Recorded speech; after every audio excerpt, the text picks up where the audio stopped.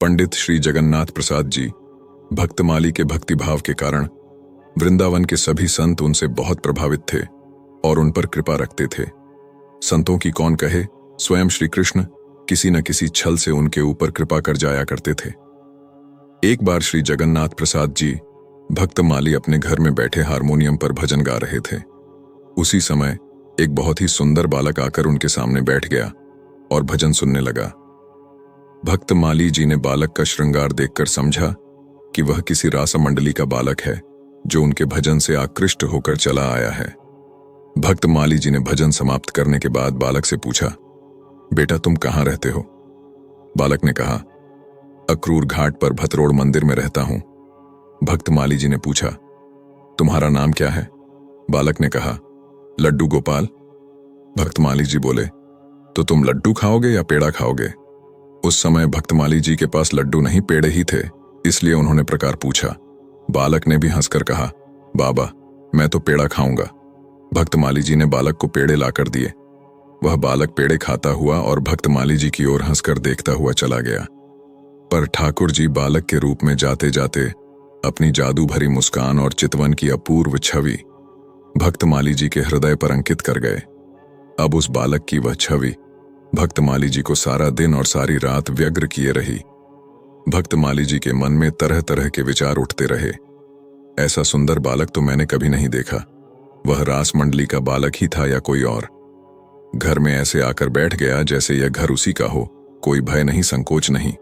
छोटा सा बालक भजन तो ऐसे तन्मय होकर सुन रहा था जैसे उसे भजन में न जाने कितना रस मिल रहा हो। वह कोई साधारण बालक नहीं हो सकता। कहीं वे भक्तवत्सल भगवान ही तो नहीं थे जो नारद जी के प्रति कहे गए अपने इन वचनों को चरितार्थ करने आए थे। ना हम तिष्ठामि वैकुंठे योगिनाम हृदयेषु वा तत्र तिष्ठामि नारद यत्र गायन्ति मद्भक्ता।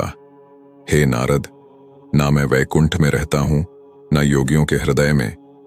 मैं तो उस स्थान में वास करता हूं जहां मेरे भक्त मेरे पवित्र नाम का कीर्तन करते हैं और मेरे रूप, लीलाओं और गुणों की चर्चा चलाते हैं।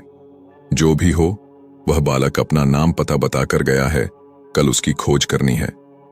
भक्तमाली जी ऐसा विचार करते हुए सो गए। भक्तमाली जी दूसरे दिन प्रातः होते ही भतरोड़ में अक्रूर मंदिर पहुंचे। भक्तमाली जी ने वहां सेवारत पुजारी जी से पूछा, क्या यहां लड्डू गोपाल नाम का कोई बालक रहता है? पुजारी जी ने कहा, लड्डू गोपाल तो हमारे मंदिर के ठाकुर जी हैं और कोई बालक नहीं है यहां। यह सुनते ही भक्तमाल जी सिहर उठे, उनके नेत्र डबडबा आए। अपने आंसू पोंछते हुए उन्होंने पुजारी जी से कहा, कल एक बहुत खूबसूरत बालक मेरे पास आया था। उस बालक ने अपना नाम लड्डू गोपाल और निवास अक्रूर मंदिर बताया था। मैंने उसे पेड़े खाने को दिए थे। पेड़े खाकर वह बहुत प्रसन्न हुआ था। पुजारी जी, कहीं आपके ठाकुर जी ने ही तो यह लीला नहीं की थी? पुजारी जी ने कहा, भक्तमाली जी आप धन्य हैं।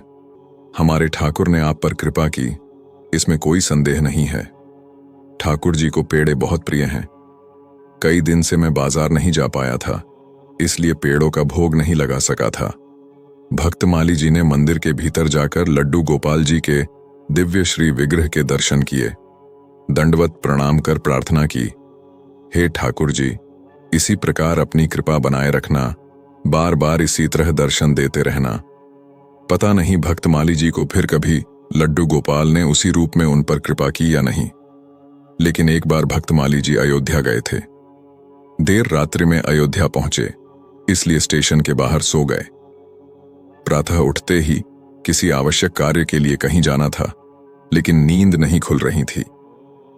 लड्डू गोपाल जैसा ही एक सुंदर बालक आया और उनके तलुओं में गुलगुली मचाते हुए बोला, बाबा उठो, सवेरा हो गया, जाना नहीं है क्या?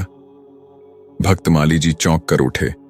उस बालक की एक ही झलक देख पाए थे कि वह बालक अदृश्य हो गया।